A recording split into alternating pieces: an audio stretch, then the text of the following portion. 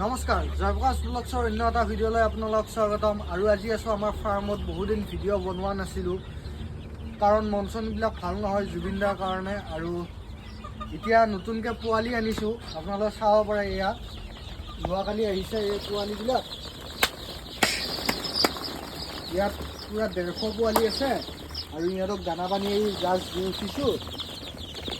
আৰু এতিয়া লাইট জ্বলাই থৈ দিছোঁ, তিনিটাকৈ লাইট জ্বলাই থৈ দিছোঁ কাৰণ অলপ ঠাণ্ডা পৰিছে। ৰাতিপুৱাৰ টাইমত পোৱালিটো বেছি হয়তো, গতিকে ইহঁতক লাইট জ্বলাই কেনে অলপ ভিতৰত ৰাখিছোঁ। এতিয়া অলপ পিছত লাইট অফ কৰি দিম, যেতিয়া ৰ'দটো ওলাব তেতিয়া লাইট অফ কৰি দিম। কিন্তু এতিয়া ইহঁতক গৰম পানী দিছোঁ আৰু দানা দিছোঁ, দি কেনে এতিয়া ধুনীয়াকৈ ইহঁতে খেলি আছে বৰ্ডিঙৰ ভিতৰত।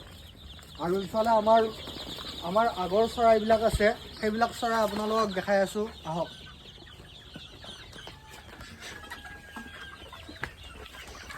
আমাৰ এইবিলাক পুৰণা চৰাইবিলাক ইহঁতৰ বেচা টাইম যোনটো হৈ গৈছে আৰু ইহঁতৰ ওজন প্ৰায় 800ৰ পৰা 900 ওজন হৈছে। আৰু ইহঁতকো দানা পানী দিয়া হ'ল, ইহঁতেও দানা পানী খাই আছে। ইয়াত টোটেল 100 চৰাই আছে আৰু চাব পৰা আপোনাৰ ধুনীয়া এটা পৰিৱেশত আছে। ইমান লেতেৰা কৰি ৰখা নাই, ফাৰ্মখন ধুনীয়া হৈ আছে। চৰাইবিলাক এনেকৈ আছে, গতিকে বহুত মৰম লগা হৈছে। আৰু নেক্সট এটা ভিডিঅ'ত লগ পাম, গতিকে বাই বাই।